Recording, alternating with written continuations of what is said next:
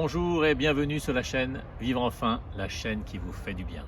La thématique du jour est apprendre les bases de la communication bienveillante, notamment comment exprimer une demande. Allez, j'arrête de parler et vous laisse voir la vidéo. Je vous dis à très bientôt sur la chaîne Vivre enfin, la chaîne qui vous fait du bien. Au programme de cette vidéo, comment formuler une demande en communication bienveillante et comment conclure un entretien. Si vous découvrez cette chaîne, je vous informe que cette capsule fait partie d'une série de vidéos sur la communication non violente. Je vous encourage donc à commencer par le début en allant voir cette vidéo. Et puis vous reviendrez nous voir avec plaisir juste après. Les étapes de la communication bienveillante sont: étape 1, l'observation objective des faits. Étape 2, l'expression des sentiments ou émotions. Étape 3, l'expression des besoins. Étape 4, l'expression d'une demande. Étape 5, la conclusion. Revenons à l'ordre du jour, l'expression d'une demande en communication non violente. Ça va chérie? T'en as pas marre de conduire? T'as pas envie de faire une petite pause pour qu'on prenne un café? Ouais, c'est sympa, mais non, ça va, écoute, non, j'ai la pêche là, puis ça roule bien, merci. Mais quel égoïste celui-ci, même pas fichu de me demander si moi j'ai envie de m'arrêter. Alors j'ai super envie d'un café, et puis alors, en plus j'ai envie de faire pipi. Mais qu'est-ce qu'elle a? Elle fait rigole? Mais c'est pas son anniversaire, non? J'ai rien oublié, ni sa fête, non? Ni notre anniversaire de mariage.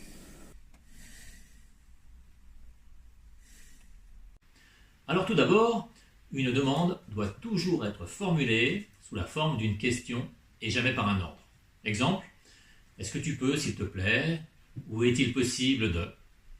Elle doit être formulée directement à son interlocuteur. Elle doit être concrète, formulée en termes positifs, de façon positive. Elle doit être réaliste et elle peut être progressive dans son application. Évidemment, une demande exprime ce qui permettrait de satisfaire notre besoin. Voici quelques exemples de formulation. Demande de connexion. Est-ce que tu es d'accord pour me dire ce que tu as compris de ma demande? Peux-tu me donner ton opinion sur ce que je viens de dire? Demande ouverte. Comment comptes-tu t'y prendre pour me rendre ce rapport dans les temps? Que peux-tu faire pour arriver à l'heure? Et enfin, demande d'action. Est-ce que tu es d'accord pour respecter les horaires? Pourrais-tu récupérer les enfants à l'école? Et bien voilà, nous arrivons à la dernière étape de la communication non violente, la conclusion. Et il est recommandé de conclure positivement l'échange en reformulant les éléments suivants. 1. Un remerciement. 2. Reformuler la demande qui a été acceptée. Et 3. Reformuler le besoin qui a ainsi été comblé. Exemple? Je te remercie de t'être engagé à arriver à l'heure pour notre prochain entretien. Cela me permettra d'être plus serein et d'avoir plus de temps pour traiter l'ordre du jour. Bien. Eh bien, je vous propose à présent de voir si vous avez tout compris. Alors, Laurent, je vois que tu fais tout ton possible pour échapper aux réunions. Tu prends décidément ce projet par-dessus la jambe. Ce n'est pas professionnel. Je veux que tu t'impliques vraiment maintenant et que tu assistes à cette réunion. Ce qui ne convient pas. Je vois que tu fais toujours ton possible pour échapper aux réunions. Tu prends décidément ce projet par-dessus la jambe. Et ça n'est pas professionnel, ce sont des jugements et pas des observations. Il n'y a pas d'expression de sentiment. Je veux que tu t'impliques vraiment maintenant et que tu assistes à la réunion est une demande formulée avec tu sur le ton d'un ordre. La formulation CNV serait: j'ai envoyé une invitation pour la prochaine réunion de projet à tous les membres de l'équipe et j'ai vu que tu as refusé cette invitation. Je suis inquiet car tu es le principal intéressé et j'ai besoin d'être rassuré sur l'avancement de ce projet dans les délais. Pourrais-tu trouver un moyen de participer à la réunion?